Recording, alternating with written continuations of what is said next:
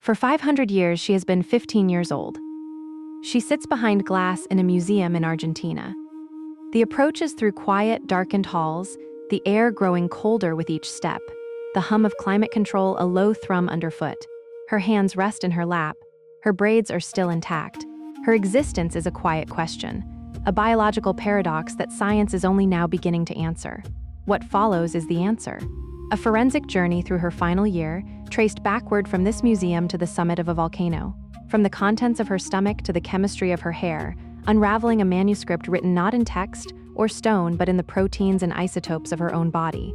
Her official name is the Llullaillaco Maiden, though the guards and guides at the museum just call her La Doncella, the Maiden.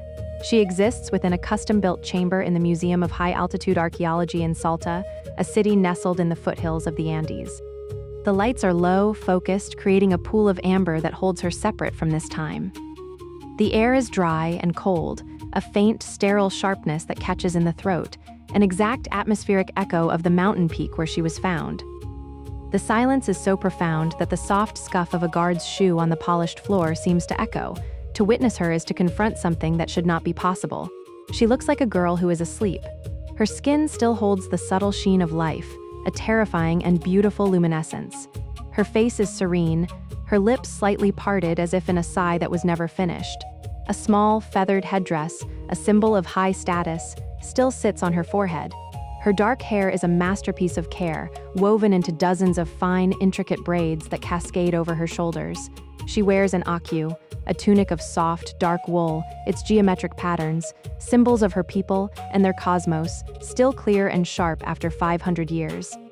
Her hands, as the archaeologist who found her, Johann Reinhard, wrote in his 1999 field notes with breathtaking understatement, were perfect. They rest gently, one on top of the other, over a folded shawl in her lap. The fingernails are immaculate, the cuticles clean. They are the hands of a cared-for child, not a laborer, hands that have done nothing but exist beautifully until this final rest. The stillness is confrontational, forcing a visitor to become aware of their own breathing. You do not approach her so much as you are arrested by her. The room arranges itself around her quiet. It's the impossible quiet of a teenager, and the paradox of a living-looking body that has not drawn breath since the last years of the 15th century. The sight compels a held breath, just for a second. This is a person held in a state of suspended animation by the extraordinary cold of the high Andes, looking less like a mummy and more like a girl who is asleep. For nearly 500 years, she sat in a small stone chamber, a tomb just large enough for her, buried 1.5 meters beneath the summit of a volcano named Llullaillaco, at 6,739 meters, over 22,000 feet. It is the highest archaeological site in the world, a place where the barrier between earth and sky seems to dissolve. The air there is so thin it starves fire and lungs alike, and the ground is so perpetually frozen that the normal processes of decay simply stop. Bacteria cannot gain a foothold. Time itself seems to lose its grip. The mountain itself is a natural cryopreservation chamber, a place outside of time.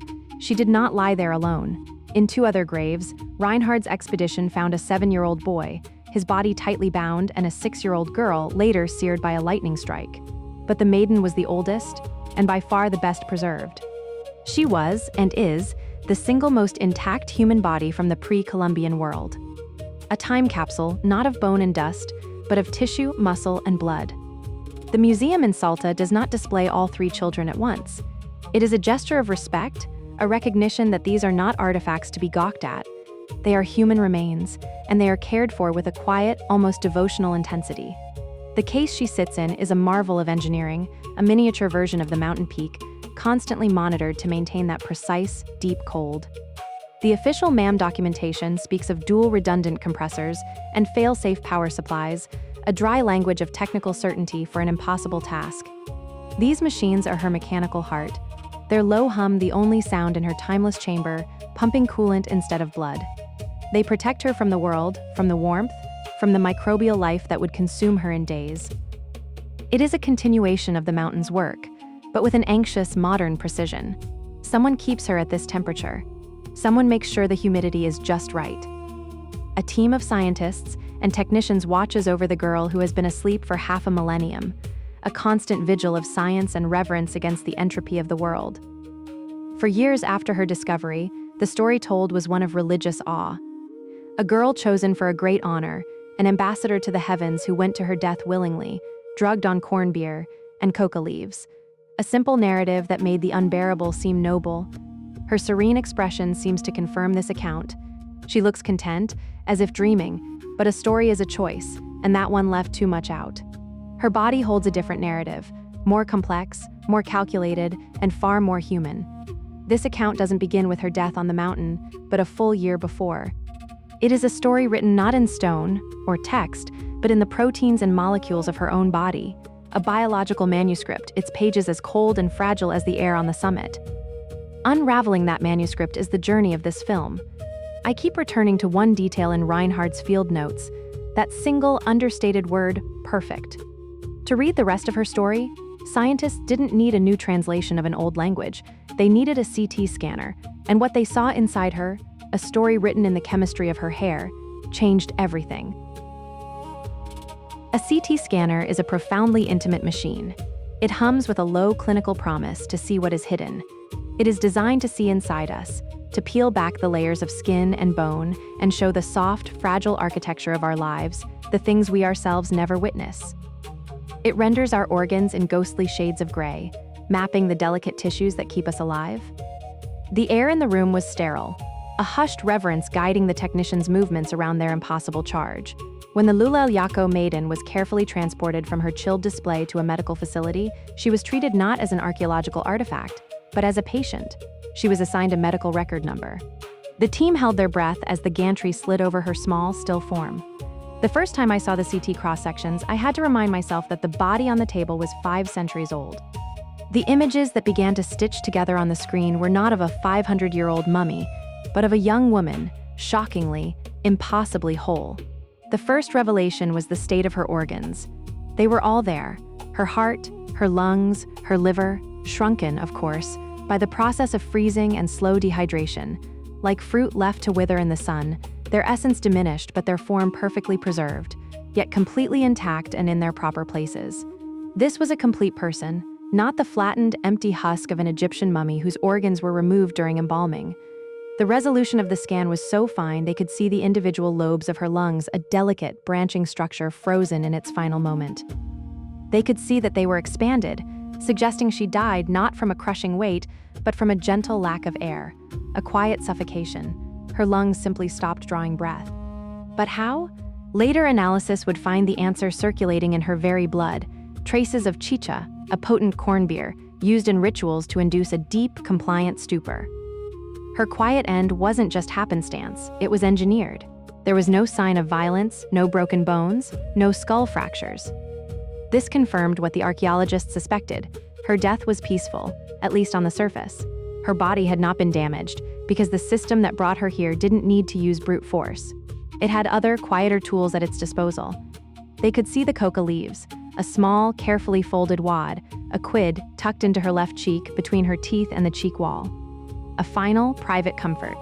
This was a common practice in the Andes, a way to slowly release the mild stimulant and anesthetic properties of the leaf to ward off hunger, fatigue, and the debilitating effects of altitude sickness. For anyone who has trekked in the high mountains, it's a familiar, almost sacred act.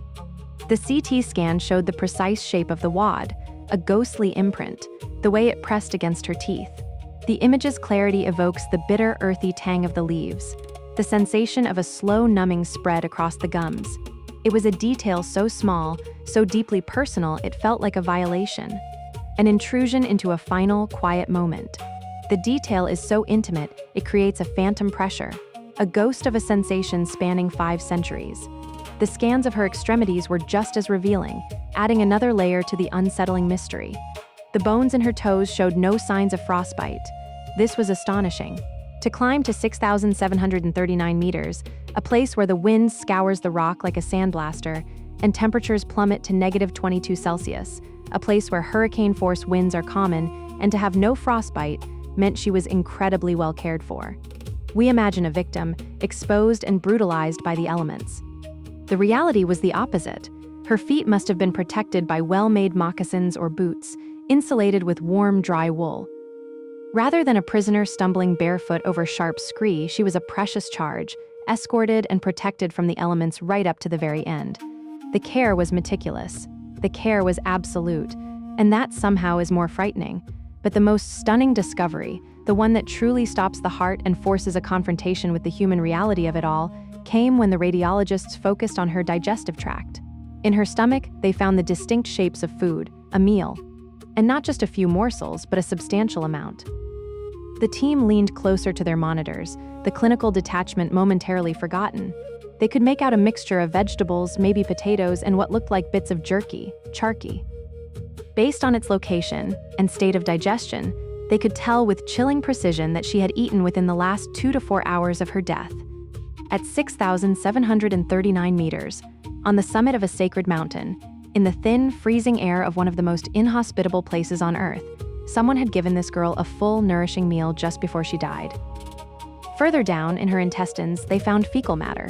The contents of this material, her final bowel movements, would later be analyzed, telling a story of the food she ate in the days and weeks before her final ascent, a sort of long-term dietary diary. But the food in her stomach was her last meal. It was part of the final ritual. It was a final act of hospitality in the antechamber of death. Far from a starved offering, she was fed well right up until the moment of her death. This wasn't an act of cruelty in the way we might first imagine, but an act of procedure. The state, the empire that had brought her here, did not cease its care.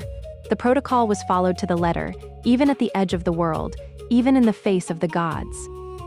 This final meal is where the story of religious awe begins to break down, replaced by something far more bureaucratic and chilling. A sacrifice is one thing, an act of passionate, terrible faith, but a feeding schedule? A protocol that dictates a final meal at an altitude where most people can barely breathe, let alone digest? A chemically induced calm to ensure the process runs smoothly? This is not just religion, but administration. This is the cold, efficient, and unassailable logic of a state apparatus executing a program. The sacred ceremony reveals itself to be a line-item budget of souls. If you could put your hand on the glass of her case in Salta and feel anything at all, it would be the low pressure of those archived scans waiting to speak. Her body was becoming a document, and every new scan was a page turned. The CT scans were the first chapter, revealing the state of her body at the moment of death in excruciating detail. But another kind of science would soon read the chapters that came before, the story of the last year of her life. It was a story recorded in the one part of her body that kept a perfect month-by-month timeline of everything she ate, drank, and consumed. A keratin manuscript growing silently, archiving her life even as it was being systematically changed. A story frozen, literally in her hair.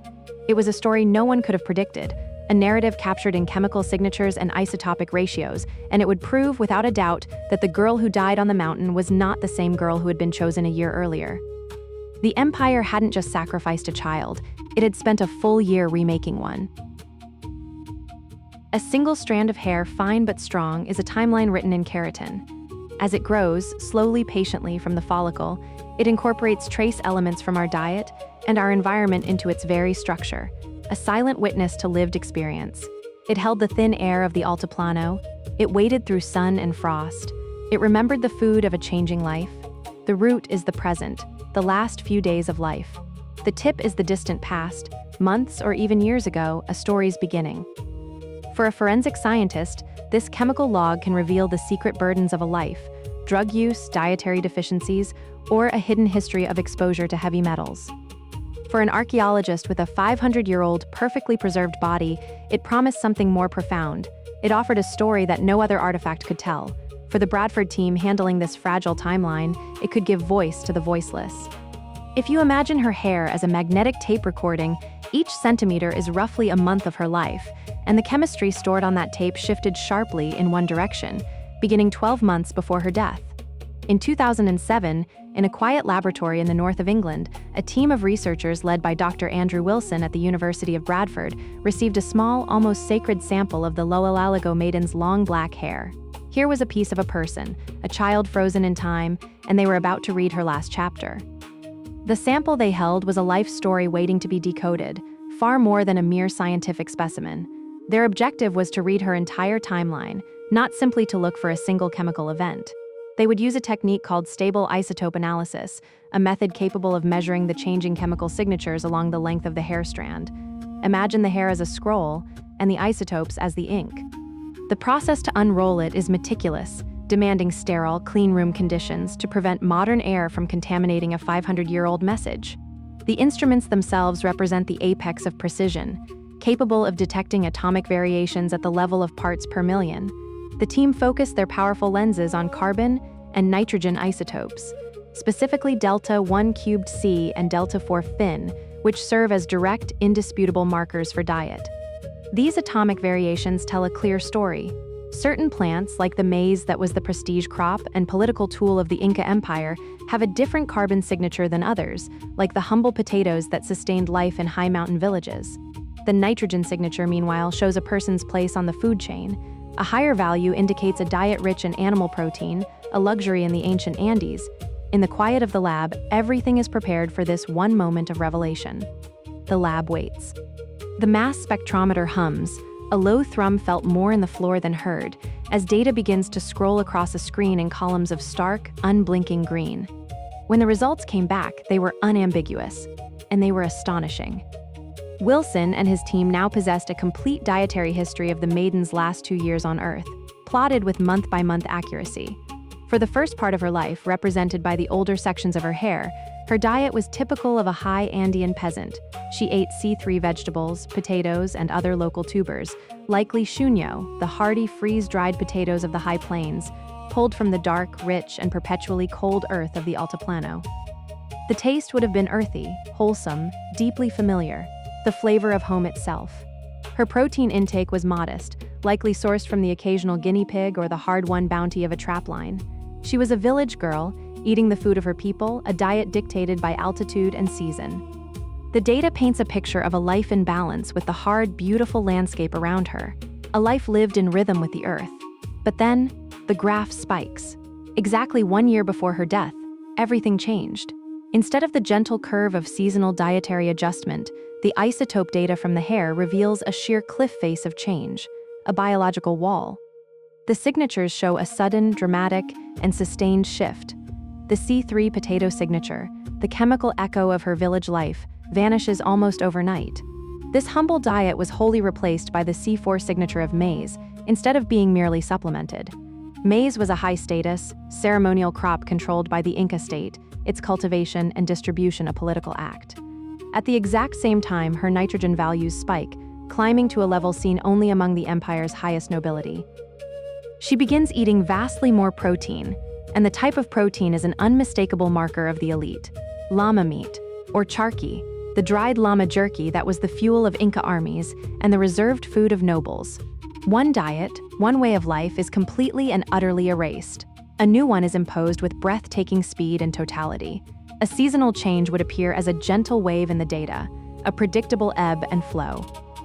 The Maiden's chart showed a sharp, clear line, a single moment when her biological destiny was rewritten by an external, inescapable force.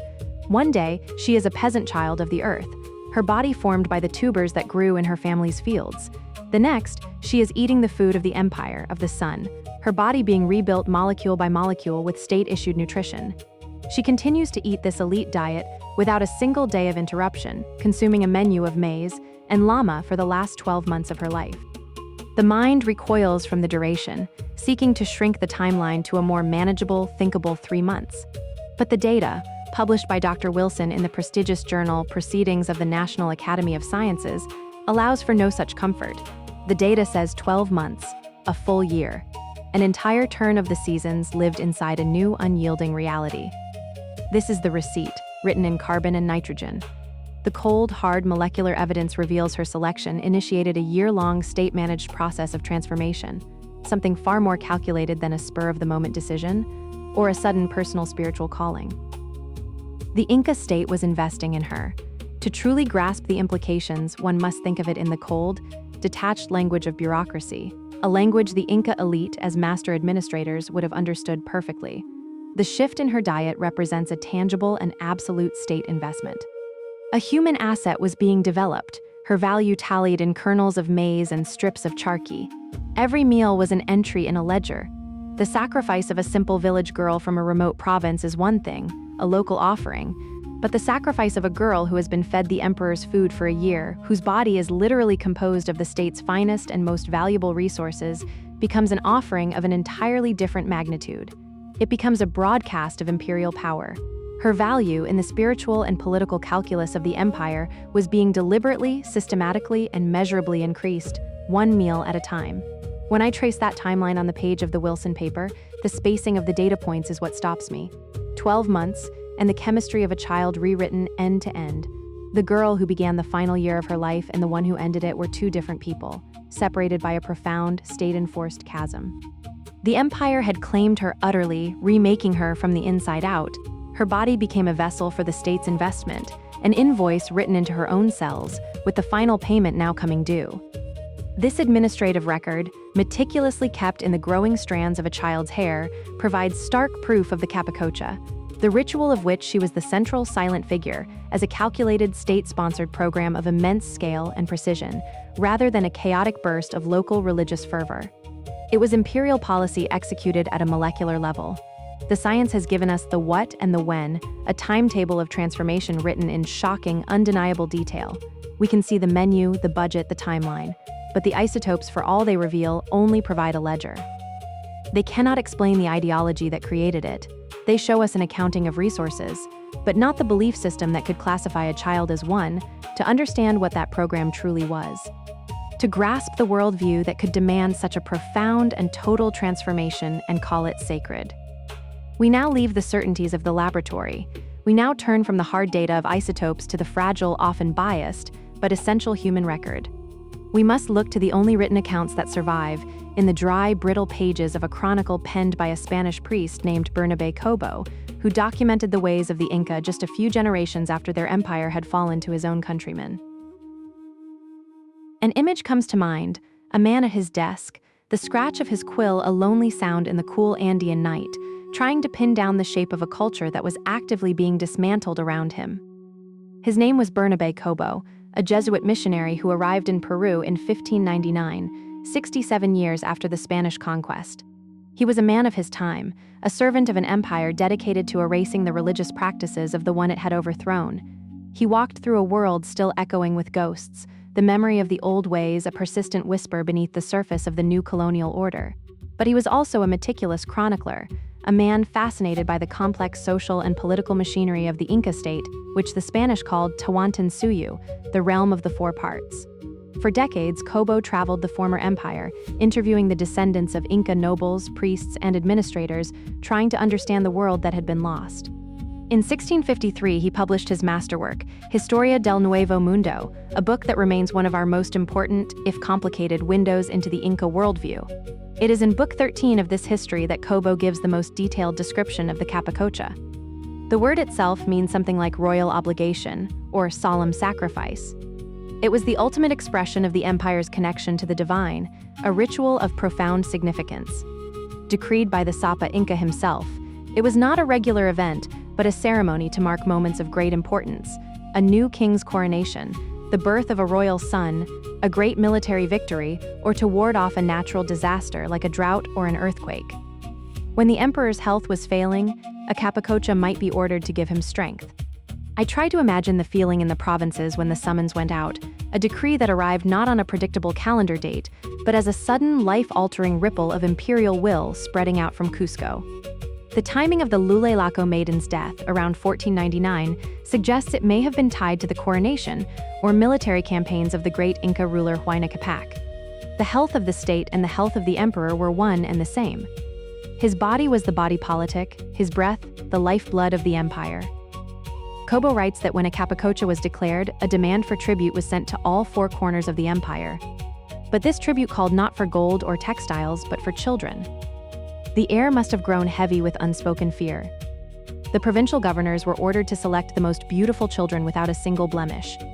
They were to be between the ages of 4 and 16. They were to be perfect specimens, physically flawless.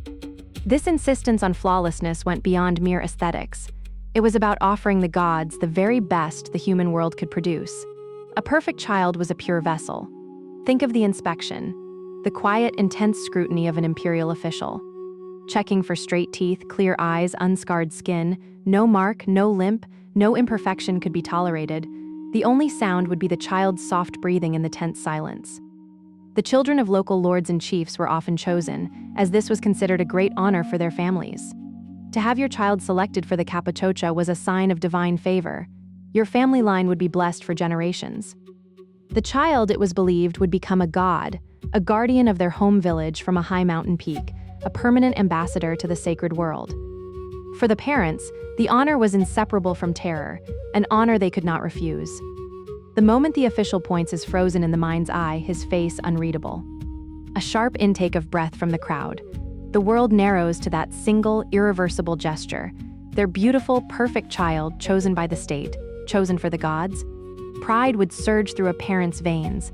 Their bloodline deemed worthy, their family's name to be spoken with reverence. But just as quickly, a cold wave of panic. This would be the last time a mother braids her daughter's hair. The last time a father hears his child laugh in the courtyard. They would never see their child again. But the family would be celebrated, rising in status. Their other children would have a better life. The state gave and the state took away. All in the same breath. A smile was expected, a show of gratitude for a sacrifice that tore their world apart. Once chosen, these children were not taken directly to the mountains. Their old lives ended, but their new existence began with a long, strange pilgrimage. First, they were brought to Cusco, the imperial capital, the navel of the world. They walked, sometimes for hundreds, even thousands of miles, in a grand procession. I see them, a small, colorful train moving through a vast, monochrome landscape of rock and sky. They were accompanied by their families, by local priests, and by imperial officials. They walked along the great Inca road system, the Hapacan, a network of stone-paved highways that stitched the vast empire together. This road was an umbilical cord, connecting every corner of Tawantinsuyu to the heart in Cusco. For a child who had never left their home valley, the journey itself must have been a revelation and a terror. New foods, new dialects, new climates, every step taking them further from everything they had ever known. In Cusco, they were brought to the Coricancha, the Temple of the Sun, the holiest site in the empire. Its walls were sheathed in gold. For a girl from a small village, walking into that courtyard must have been like stepping into the sun itself, a dazzling, terrifying light that erased all shadows. There, in the presence of the Sapa Inca himself, a being considered a living god, they were blessed. Kobo describes rituals of feasting and dancing, the air thick with the scent of burning incense, the unfamiliar taste of maize beer, the rhythmic pulse of drums. The children were presented with fine clothes, with miniature gold and silver figurines of llamas and humans, and with textiles woven with the symbols of the state. Each gift was a link in a chain, binding them to their new fate. The rough homespun of their village was replaced with the softest alpaca wool dyed in imperial crimson and black. They were transformed from children of their villages into children of the sun, property of the emperor. From Cusco, the final phase began. The children were divided up and sent out again, this time to the highest mountain peaks in their home provinces. These peaks, known as Apis, were considered powerful deities, the lords of the land. They were the source of water, the controllers of weather, the ultimate arbiters of life and death. The children were to become their intermediaries. The procession that left Cusco was even grander than the one that arrived. It was a mobile festival, a display of the empire's power and wealth, a rolling wave of ceremony, and it was a slow journey, a sacred progression rather than a mere march. The children were not rushed. They were carried in litters, swaying above the ground, shielded from the dust and the stones. They were fed the finest foods, their diets carefully managed. The year of elevation that we see in the maiden's hair likely began here, on the road from her village to Cusco, and continued through her time in the capital, and then on the final long walk to the foot of Llullaillaco. Every meal, every coca leaf chewed was a mark of her transformation, a physical record of the state's investment in her sacred potential. What I find chilling reading Kobo is how administrative he sounds, the same tone an empire would use to record a tax census or a road repair. Kobo's account is clinical. He describes the logistics of the ritual, not its emotional heart. He was a man of empire, describing the mechanics of a previous one, perhaps with a professional curiosity he couldn't suppress. He doesn't tell us what the maiden thought or what her parents felt as they watched her walk away for the last time. He tells us about the protocol, the selection, the procession, the blessing, the redistribution. He describes a vast, bureaucratic, and deeply religious system for transforming children into gods. It's a flowchart of the soul. What his text doesn't and can't describe is the year of lived experience inside that system. The smell of the cool night air in Cusco, the weight of a golden llama in a small hand, the taste of a new food that would become her only food. What happened to the girl from the small village when she was taken into the heart of the empire? What did they give her, and what did they take away? His words give us the scaffolding. To understand her story, we have to look not at the page but at the body itself. The final irreversible step from her old life into this new, sacred, and terrifying role began the moment she passed through its single guarded gate. The gate belonged to the Aclahuasi, the house of the chosen women, a cloistered set of buildings in the heart of Cusco. And Cusco, in the late 15th century, was the center of the known world.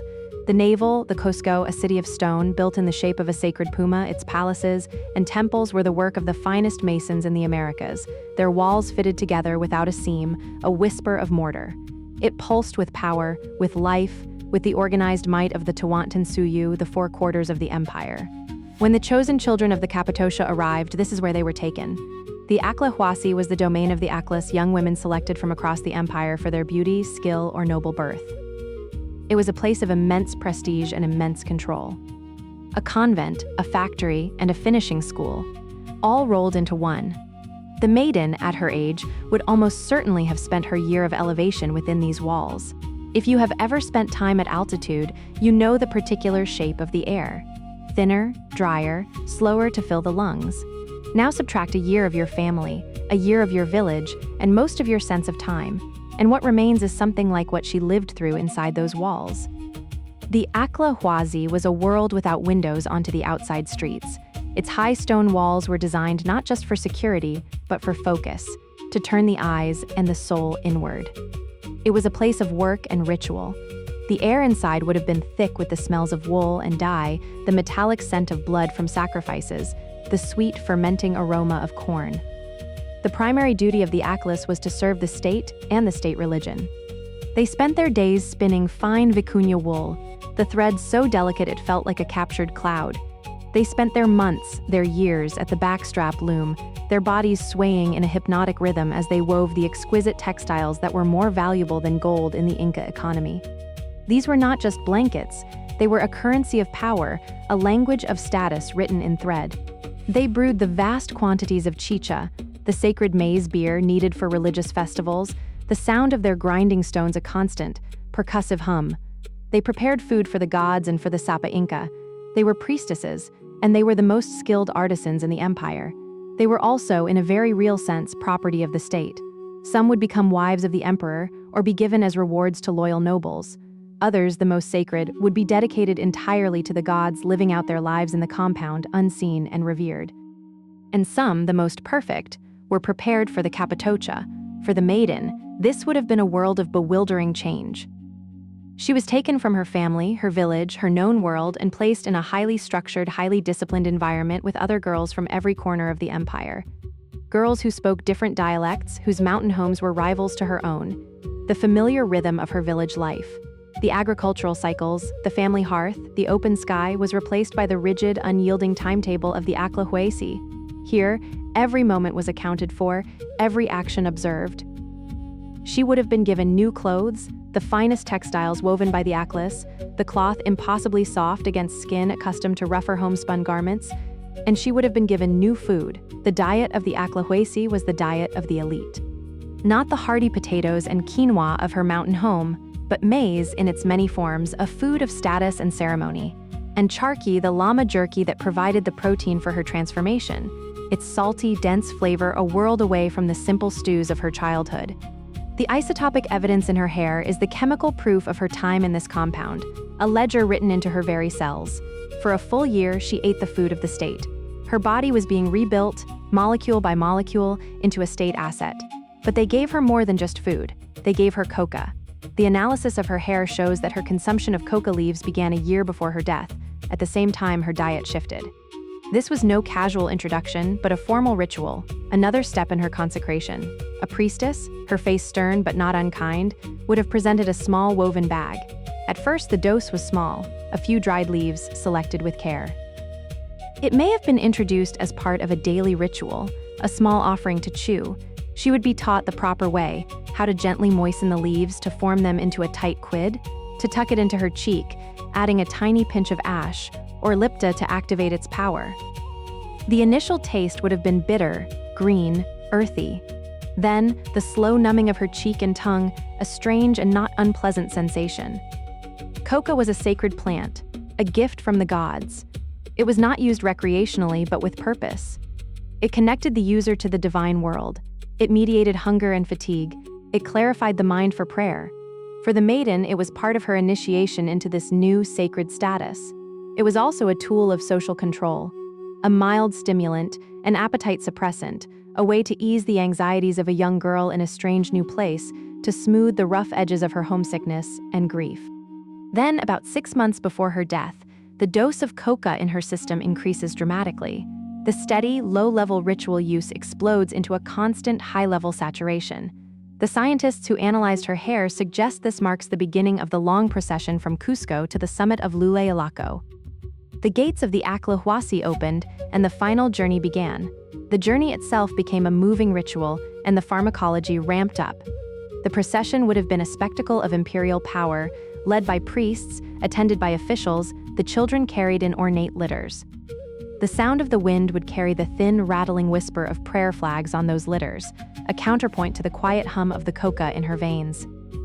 As they climbed higher, leaving the lush valleys behind for the stark, windswept Puna, the coca would have been essential to combat the effects of altitude.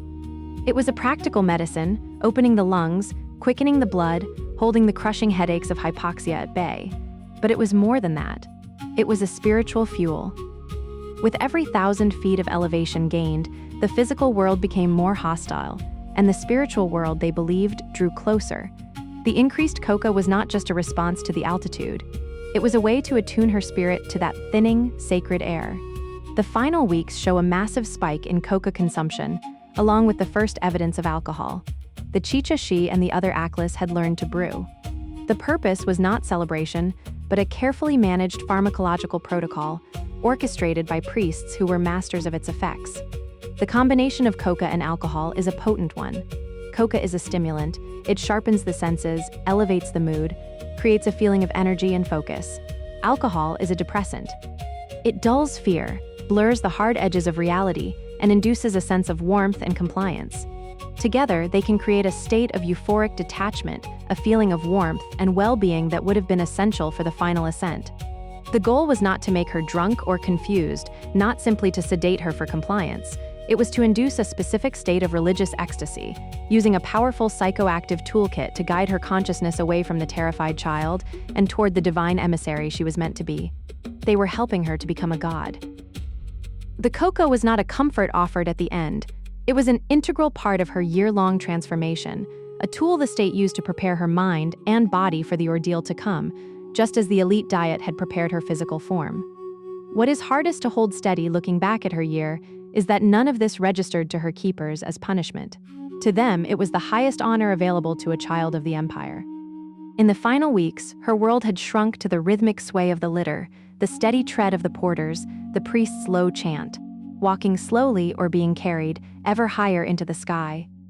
The world she knew disappeared below, first into valleys, then under a blanket of clouds. Her family became a distant memory, a pang of feeling quickly numbed and lifted by the coca's chemical embrace. Her body, strong from a year of good food, now felt weightless, detached. Her mind, altered by a constant, carefully administered flow of sacred substances, floated in a calm sea between worlds. The cold bit at any exposed skin, but a profound warmth spread from her core, a gift of the Chicha. She was no longer the girl she had been. That girl was gone, shed somewhere down on the trail, her fears and attachments dissolved by chemistry and ritual. She was a vessel, filled with the power of the empire, ready to be delivered to the Apu, the mountain god who was waiting for her. She was being perfected. The last meal was just the final step in a very long, very deliberate process. Above 6,000 meters, the final ascent of Llullaillaco is a journey into an alien world where every breath is a conscious, rasping effort. With less than half the oxygen of sea level, the air itself becomes an enemy, inflicting a burning in the lungs and a hammer in the skull. The landscape, a palette of rock and ice, is scoured by a relentless wind that steals warmth and sound. Temperatures plunge to 30 degrees below freezing, while the sun is a burning eye in a violet-black sky that offers no comfort. This world stripped bare is not a place for humans. It is the realm of gods and spirits, the Apu, whose power is felt in the crushing altitude and glacial cold. It was to this place, the highest point in their known world, the very rooftop of the empire, that the Inca brought the maiden and her two small companions. At 6,739 meters, your breath does not fog, it crystallizes. The cold you feel is not a temperature, it is a depth. The CT scan evidence tells us that she ate her last meal within 2 to 4 hours of her death. It's a staggering intimacy, a detail that pierces through the centuries. An observer can see directly into her stomach, a small, preserved vessel holding the final act of her life.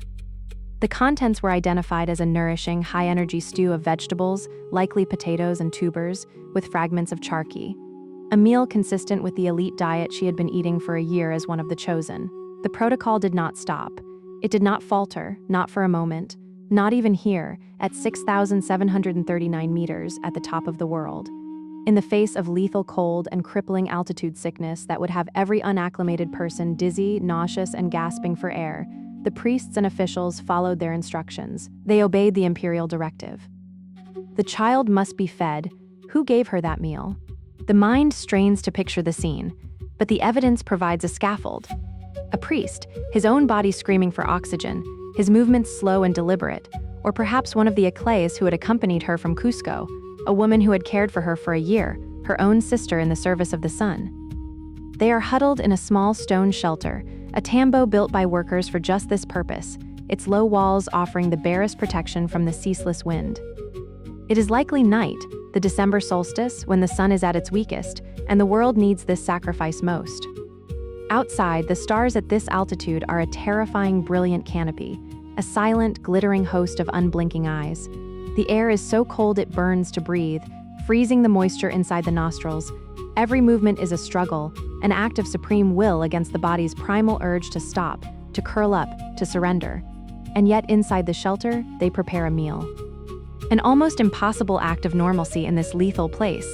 A small fire of resinous Loretta wood might have been coaxed to life, a miracle of combustion in the oxygen-starved air, its smoke a thin, acrid ribbon immediately snatched away by the wind.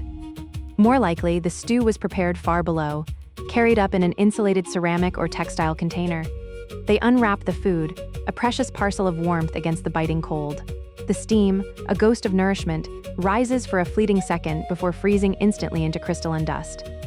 The smell of the cooked vegetables and savory meat, the charqui, is faint but distinct in the sterile thin air. The maiden is heavily sedated. The Coca and Chicha have done their work, shepherding her into a state of euphoric calm.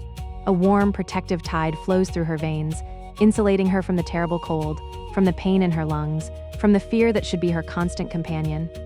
The world is soft, its sharp edges blurred into a gentle dream. Is she aware of what is happening? As the familiar food is brought to her lips, is there a flicker of recognition in her eyes, a memory of other meals in other places? Does she eat on her own, a last drowsy reflex of a life still clinging to its rhythms? The evidence cannot say. It's easier to imagine someone must spoon the food into her mouth. The gesture is one of infinite tenderness, one spoonful, then another. A slow, patient rhythm paced against the crushing silence of the peak, punctuated only by the wind's howl, the labor of their own breathing, and the soft scrape of metal on ceramic. Each movement is deliberate, heavy with effort and meaning. The act is one of ultimate intimacy, a caretaker feeding a child on the threshold of her final sleep. But it is also an act of ultimate bureaucracy, each spoonful a knot tied in the state's memory, a quipu of ritual obligation. This gesture of care, of ensuring the child is not hungry, not suffering, is also the final line item on an imperial checklist, a meticulous accounting. The state's investment continues until the very last moment. Every calorie, every prayer, every step of the journey has been recorded. The receipt is not finalized until all services have been rendered. After the meal, she would have been dressed in her finest clothes. Not a rushed affair, but a slow, deliberate ceremony. They lift her gently. Her limbs are heavy, pliant. They slip on the tunic of exquisite unku cloth, its fibers soft against her skin. They arrange the likla, a shawl of intricate geometric patterns, across her shoulders, pinning it with a silver tupu, its disc head cool to the touch. The feathered headdress, a crown of tropical bird plumage, is placed on her brow, a splash of impossible color in this monochrome world. She was given more chicha to drink, a final, deep dose of the anesthetic corn beer from a small, beautifully crafted vessel, a toast to her new life as a goddess. Then, they led her, or carried her, the short distance to the burial platform, a space sanctified and waiting. She sat down or was placed in a cross-legged position. Her head drooped forward onto her chest, her elaborate braids spilling over her shoulders as if she were falling asleep. What happened in that final minute? There are two theories, both born from the evidence. Some researchers believe a wool cloth was knotted over her head, a final, gentle act of suffocation, depriving her oxygen-starved brain of its last resource. A soft pressure, a quickening of the inevitable, perhaps seen as a mercy.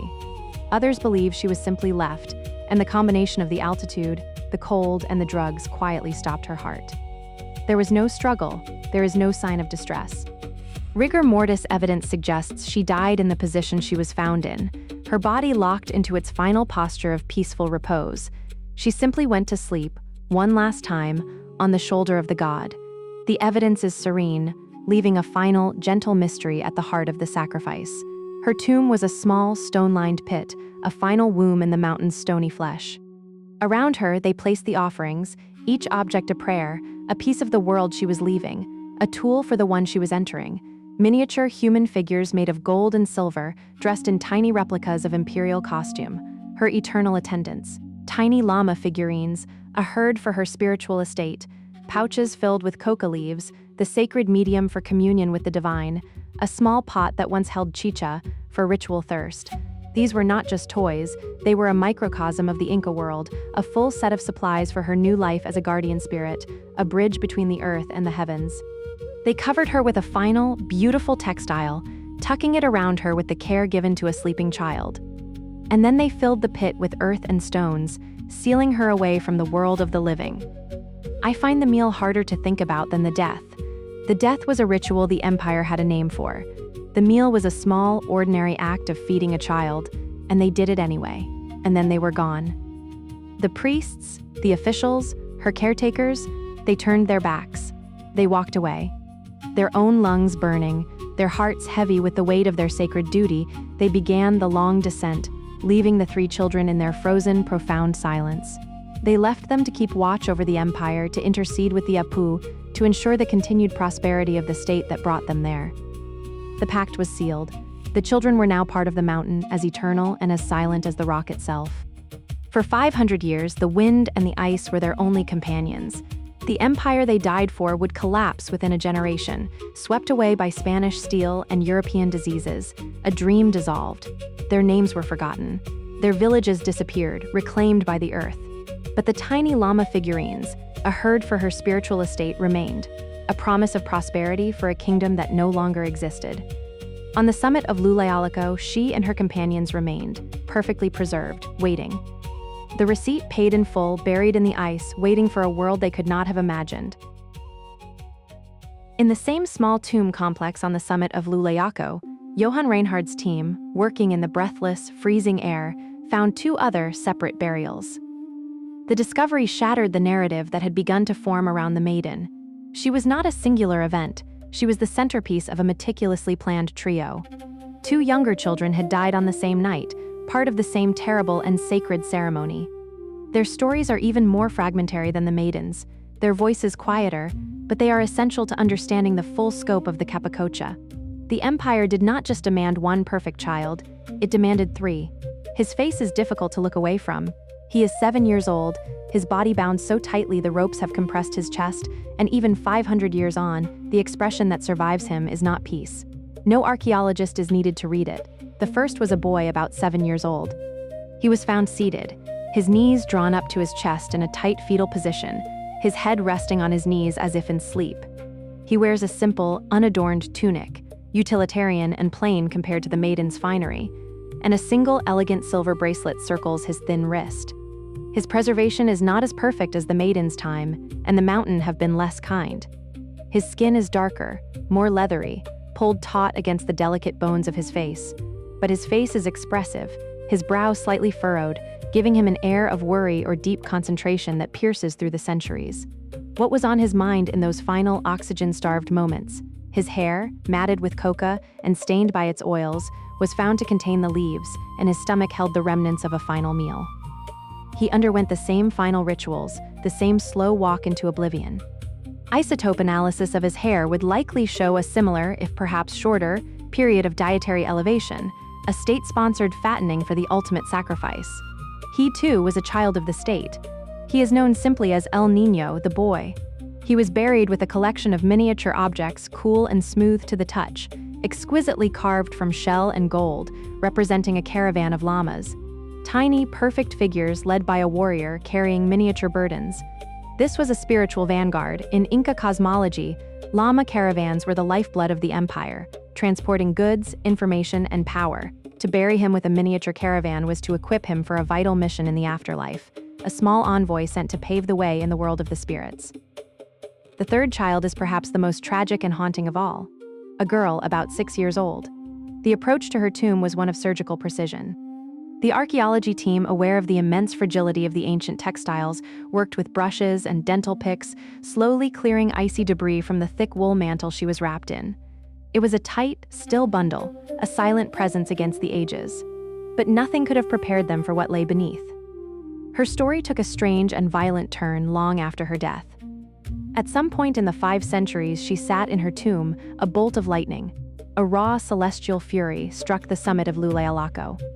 The immense electrical charge, seeking ground, found its way to her grave. It struck her body, burning her face, her shoulder, and her chest. The heat of the strike, thousands of degrees in a split second, partially cooked the tissues, arresting the mummification process in those areas while charring others black. For this reason, she is known as La Niña del Rayo, the lightning girl. The lightning strike gives her a different kind of permanence. While the maiden looks as if she is sleeping, the lightning girl is a stark reminder of the violent, untamable power of the mountains. The Apis, the gods she was sent to serve, marked her, claimed her again centuries after her human life had been given. Her face is drawn back, her mouth open, a rictus of agony or surprise locked in time by the flash of cosmic fire. It is a shocking, powerful image. A child sacrificed by an empire and then struck again by a god. She is a reminder that these peaks are not peaceful places. They are alive with a power that does not answer to human calendars or tidy narratives, a force of nature that overwrote the empire's careful script. The presence of the 2 younger children changes the understanding of the maiden. She was not a singular, unique offering, a one-time desperate plea to the gods. She was the oldest and most prominent of a trio. This was a standard Capacocha configuration, an operational blueprint for a holy rite. An older girl representing the Eccles, and the feminine divine accompanied by 2 younger attendants, a boy and a girl. They formed a kind of royal court in miniature, a skeletal staff for a new embassy sent to serve the mountain deity. Were they related? The question hung in the thin air, a hope for some small human comfort in this cold calculus. DNA analysis has since provided the stark answer. They were not related, a final, cold confirmation that these children were strangers, brought together only by the state's decree, and their shared, inescapable fate. The logistics implied by this are staggering, sourcing 3 physically perfect, unrelated children from an empire that stretched from modern-day Colombia to Chile required a vast and chillingly efficient bureaucracy. What remains difficult to set aside is that they were 3 children, not 1. That the empire's protocol called for a group, and somewhere in the records 3 names were chosen. It seems likely they traveled together on the long, winding road from the warmth of Cusco, a small doomed procession moving ever upward toward the sky. The maiden, at 15, would have been seen as an adult, a figure of authority. The younger children, a 7-year-old boy and a 6-year-old girl, were her attendants. It is left only to the imagination what fragile, unspoken bond might have formed between them, 3 children caught in the vast, impersonal, and inexorable machinery of the state. Even their preservation tells a story of status.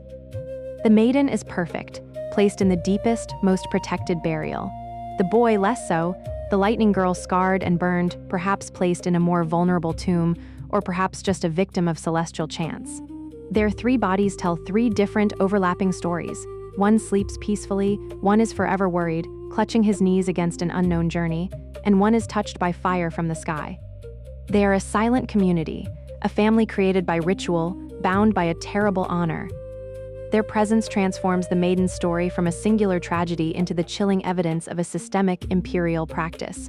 But it leaves a profound question hanging in the thin Andean air.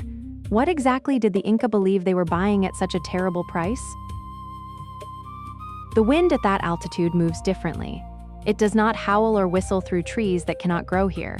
It presses a physical weight against the body, a constant crushing pressure that leaches warmth and sound from the universe. It sculpts the permanent snow into sharp, alien shapes called sastrugi, waves of ice frozen in mid-break. The silence this pressure creates is profound, a vacuum where the only sound is the internal roar of blood in the ears, the hammering of a desperate, unsteady rhythm from an oxygen-starved heart. Through the soles of the feet, a low vibration can be felt, a resonant frequency that seems to emanate from the core of the volcano. The deep hum of the mountain itself. You can feel the cold of it through the page of any photograph taken of her tomb. She is cold. She has been cold before, on the high plains of the Altiplano, but this is a different state of being. This is a cold that feels like the absence of everything, a temperature of -22 degrees Celsius that is not merely on her skin but inside her bones. It is not a wet cold. The air is drier than any desert, so thin it feels sharp in the lungs with every breath. It is a crystalline, mineral cold that seeps through the finest vicuña wool as if it were simple cotton. Yet the Coca and the ceremonial Chicha have spread a contradictory false warmth through her limbs, a pleasant numbness that starts in her belly and radiates outward, uncoupling her from the reality of her own body. Her mind is floating, detached from the burning in her lungs and the ache in her joints. The world becomes an observation. The priests and her attendants are shadows moving in the deep twilight of the solstice evening. Their faces are wrapped in wool, their movements economical and slow, conserving energy they cannot easily replace. They speak in low tones, their voices snatched away by the wind before the words can fully form. They do not look at her directly. They look at the space she occupies, a vessel already becoming sacred. The stars are not as they appear from the world below. At this height of 6,739 meters, with the thick, hazy veil of the lower atmosphere pulled away, they do not twinkle. They are utterly still. Hard, brilliant points of light, like diamond chips scattered on black velvet. The constellations of the southern sky, the llama, the serpent, the fox, are so bright and clear they seem three-dimensional, close enough to touch, not painted on the sky but hanging just beyond reach. They are the gods, looking down. The Milky Way, the Mayu, is no faint cloud, but a luminous, churning river flowing across the darkness, a road of souls spilling from one horizon to the other. She is no longer under them. She is among them. This is the world she is entering. A world of pure spirit, of rock, ice, and starlight. Does she feel fear? The pharmacology is designed to prevent it. The steady ingestion of alcohol, the wad of coca leaves tucked into her cheek providing a constant, low-grade anesthetic. These are chemical reassurances against the primal instinct to survive. The year of ritual is designed to prevent it. She has been told for a full year that this is her purpose, her destiny, her glory, that she will not die but be transformed. She will become a guardian, a voice that speaks to the mountain, an eternal emissary for her people, that her family will be honored for all time. She is a true believer. The state has made sure of that. Yet beneath the layers of indoctrination and chemistry, does a flicker of an ordinary memory remain? The warmth of her mother's hand, a sensation now impossible in this absolute cold. The taste of a simple quinoa stew in her home village, so far below. If such thoughts arise, they are ghosts, fleeting impressions quickly erased by the potent brew of drugs and devotion, a carefully constructed piece that papers over the void. The small stone chamber is ready. Dug into the frozen volcanic scree and lined with care, it is a womb in the heart of the mountain, waiting to receive its offering. She sits, folding her legs beneath her. The position is a familiar one, the way women have sat to weave and to eat for 1,000 years. She is a child, but she carries herself with the serene, unsettling dignity the empire has taught her. One of the attendants places a small, exquisitely crafted figurine of a gold llama in front of her, its lightweight making no sound on the frozen ground. Another places a small ceramic vessel of chicha, for a thirst that will never come. Her hands, small and still, are placed in her lap. Her gaze is unfocused. Her head, adorned with a headdress of white feathers, grows heavy. The world of light and sound and sensation, already so distant, begins to recede entirely. The final moments are quiet. There is no struggle. There is no final, desperate gasp for the thin, ungiving air. There is only a letting go. A surrender to the cold, to the altitude, to the drugs, to the will of the empire, to the god of the mountain. The process is physiological gentle. She takes a breath, a shallow intake that barely disturbs the frigid air. And then another, even shallower, a simple reflex of the diaphragm. And then, she does not. Her heart, which has been beating a frantic hummingbird rhythm to compensate for the lack of oxygen, slows. Its frantic pace becomes a flutter. It beats once more, a final, tired pulse sending a useless message through her veins. And then it stops. Utter stillness descends within. The shadows move with practiced speed now. They place the offerings around her still warm body with reverent precision. More figurines of silver and spondylus shell, tiny bags of maize and jerky, a spare set of sandals for a journey she will not take on foot. They work without speaking, a choreographed ritual against the immense cold.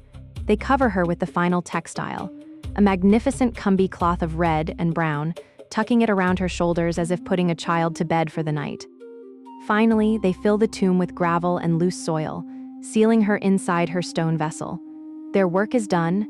They turn their backs on the summit and the sacred bundle it now holds and begin the long journey down, back to the world of the living, of breath, of warmth. I think of her in this moment more often than I should. She is alone, but she is not. The boy is nearby in his own separate piece. The lightning girl is in her own silent chamber. 3 children on the roof of the world keeping their long watch. The wind presses down, a steady, eternal hand. The stars burn with a cold, indifferent fire. 500 years is a long night, but in the logic of the mountain, it is just a night. The cold keeps what it is given. The mountain holds its own. The stillness is perfect. The low, constant hum of the chillers at the Salta Museum is the sound of a promise kept. An investment in one specific girl that did not end when they sealed her tomb. It was simply paused for 500 years, waiting under a blanket of ice and silence for a different kind of caretaker to arrive. The world that created her is gone. The Inca Empire has crumbled. The roads have dissolved. The Chasquis no longer run. The Sapa Inca who decreed her death is a ghost, a name in a king list, and the priests who fed her the last meal are dust. The state that spent a year remaking her, that saw her as the final entry on a divine ledger, vanished into history, leaving only stone and memory. The empire's investment might be thought of as a final, perfect cold transaction. The transaction, however, was merely dormant. If you stand in that empty gallery after closing hours, and a few researchers have, the only sound you hear is the low, constant hum of the chillers. That hum is the sound of someone, somewhere, deciding she is still worth keeping. When she was brought down from the mountain in 1999, she descended from one world into another, from the thin, sacred air of the summit into the thicker, more complicated atmosphere of modern science. She entered a new clean room, one that had its own protocols, its own intense rituals of preservation. The first were the scientists, the archaeologists, and radiologists and chemists who saw her as a document, a perfect, frozen record of a lost time. Theirs was a frantic, delicate ballet. They handled her with a different kind of reverence, a hushed, concentrated awe, the reverence of scholars for a primary source that could not, under any circumstances, be allowed to perish. They mapped her bones and scanned her organs. They analyzed the isotopes in her hair. They gave us the story of her final year, a story the Inca never intended to tell, a story that feels like a quiet betrayal of the empire's grand design. But after the papers were published, after the scans were analyzed and the data compiled, a different kind of care began, a slower, more permanent watch. This care's focus shifted from what she could tell us to who she was and is. It is the steady, quiet care of the museum in Salta. The work is tangible in the low, constant hum of the chillers. The 22 degrees Celsius temperature, the low-light chamber sealed with a gasket of frost, the publicly documented rotating display policy that ensures each child has long periods of rest away from public view. These are the modern rituals of preservation. They are an echo, a continuation of the mountain's work, with a different purpose. The Inca sought to make her a permanent ambassador to the gods, a fixed point in a celestial negotiation. The museum, with its own careful ledgers of humidity and temperature, seeks to make her a permanent ambassador to her own past and to our present. There is, of course, a debate, a deep and necessary one. Should she be on display at all? Many indigenous groups in the Andes, whose ancestors may have known her, believe she and the other children should be returned to the mountain, reinterred on the summit where they were placed. Their argument is a powerful plea against her exhibition, a belief that a soul that was meant to travel to the sun is now trapped under electric light. Her spirit, they argue, cannot rest while her body is an object of curiosity, an artifact for a foreign culture's gaze. This tension now pulls at the very foundation of the museum. It is part of her story now, too. The museum, for its part, has engaged in long consultations with local communities, documented in binders and meeting minutes, trying to find a path that honors both the insistent curiosity of science and the deep, quiet needs of the sacred. For now, she remains in Salta, under the care of people who have dedicated their lives to her. One of those people is Gabriella Browning, a conservator at the MAM. The well-known naked science documentary, re-uploaded and mirrored across the internet with its dramatic music and fast cuts, ends with a quote from her. For the filmmakers, it's a tool. They use it as an emotional kicker, a 30-second grace note to soften the landing of a hard story. But after the long path walked here, her words land with the force of a verdict, the final accounting of the 500-year-old investment. She says, "When I read that quote for the first time, it stopped me. She is a young woman that I love. Not an artifact, not a specimen, a young woman. She is a young woman that I love. I think that one of my missions in life is to take care of her." There it is. The quiet click of the lock turning. The through line, the handoff across 5 centuries. The empire dissolved into ruin. The care did not. The state that saw her as a receipt to be filed with the gods is gone. The woman who sees her as a young woman to be loved is here, now, today. The investment in her, begun for the cold, abstract reasons of imperial religion and high-altitude politics, has been inherited by a person, for the warm, specific reasons of human connection. The receipt came due 500 years ago, but the human investment continues. Someone is still keeping her at 22 degrees, checking the monitors, listening for any change in the hum of the machines. Someone still inspects the weave of her textiles, feeling the surprising weight of the ancient fabric, tracing the path of a single thread dyed with cochineal, and when they shift, ensures her braids are not disturbed. Someone loves her. The state made her special, so her death would mean more. And it worked. It worked better than they could have ever imagined. Her death has echoed for half a millennium, a story that keeps finding new tellers. The final, quiet, and most profound contrarian take reveals she was always protected, first by an empire that sought to make her a god, clothing her in impossible value, and now by a museum that seeks to keep her human, to call her by a name, a young woman. The form of the care changes. The vocabulary moves from tribute to conservation, but the deep, foundational human impulse to watch over the sleeping child, to keep her safe, to keep the cold at bay, that continues, seemingly unbroken. The long night on the mountain is over, and yet, as the debate over her future intensified in the halls of the museum and the chambers of government, that unbroken line of care was about to face its most profound challenge yet. 500 years the girl behind the glass is sleeping. The faintest whisper of frost is visible on the triple-paned case, a breath that isn't hers, a barrier between her world and ours. The air in the room is a precise calibration, a modern imitation of a mountaintop, humming with a quiet, reverent purpose. She is its sole occupant, its silent heart, floating in a darkness made of science and memory. She has been sleeping for a long time, a sleep deeper than night, colder than stone, a sleep measured not in hours but in epochs. It is difficult to imagine, to wrap the mind around the sheer weight of the stillness, but the numbers are too vast. They become an abstraction, a story. A lifetime is a miracle, a generation is a victory. What then is a sleep that spans 2,500 years? The sound of it settles in the quiet space. 500 years, an entire civilization, the one that revered her, has vanished into dust and legend. The modern world, with its electric lights and hurried pace, was built on the ashes of the world she left. And through it all, she slept. Her stillness is a rebuke to our frantic motion, a constant in a universe of change. She did not age. She did not fade. She waited. The world that made her is gone. The Sapa Inca, son of the sun who chose her, is just a name in a book. The sun god she was sent to meet, the great Inti, has fallen from the sky, eclipsed by a pale god from across the sea. The empire of the four quarters, Tawantinsuyu, that once stretched like a great beast along the spine of the Andes, is a memory written in stone and knotted string. The roads of knotted grass have rotted away. The stone cities now echo with the footsteps of tourists, not the prayers of priests. The language she spoke is a fragment, a whisper in a handful of high-altitude villages. The cosmology that gave her journey meaning has dissolved like a dream upon waking. But the mountains are still here. The Apu, the spirits of the peaks, remain. Llullaillaco. The name is still a prayer. The wind still presses against the high peaks, a searching, tireless hand. It scours the scree and polishes the ice. It remembers. The stars, the ones she would have seen, the ones that guided her final steps, still burn like diamonds in the thin, cold air, undimmed by the centuries. They are the same stars. They are the only true witnesses. She was chosen. It is a profound weight to consider. The moment her life ceased to be her own, they said it was an honor. And perhaps in the beginning it felt that way. To be singled out by the divine, to be touched by the emperor's gaze. A current of importance, of destiny, running through the veins of a child. They remade her. Her diet changed. The simple textures of village life, the quinoa and potatoes, gave way to a richness she had never known. They fed her the food of kings. Maize, the food of the gods. Meat, a luxury beyond imagining.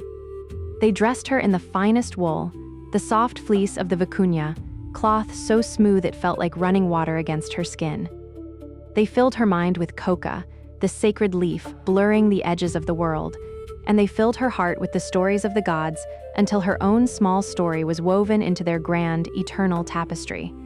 They walked her to the edge of the world, a procession moving slower than a funeral, a pilgrimage toward the sky, up and up and up, until the air grew thin and the world fell away below, and they left her in the quiet earth.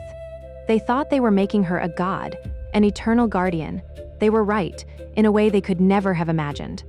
Her vigil was not for their empire, but for a future they couldn't comprehend. She has outlasted the emperor and his priests, the empire and its gods. The emperor, with his golden litters, is a skeleton in a forgotten tomb. The priests who read the universe in smoke and fire have fallen silent. The empire, which seemed as permanent as the mountains themselves, is gone. She remains. Her stillness has more power than all their ambition. The cold that took her life also saved her. It is the ultimate paradox. The silent creeping frost that stilled her heart became her eternal custodian.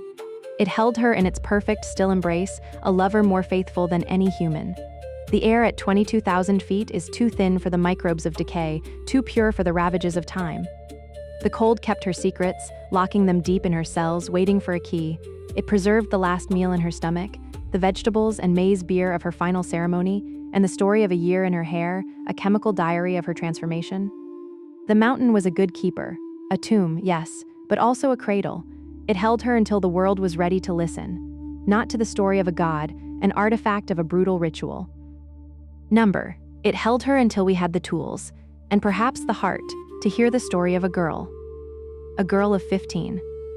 On the cusp of everything, a girl with a life unlived, dreams unspoken, with dark, intricate braids, each one a testament to the care someone took, a final act of love, with hands that rest in her lap, not clenched in fear, but relaxed as if she has simply paused in a moment of quiet contemplation.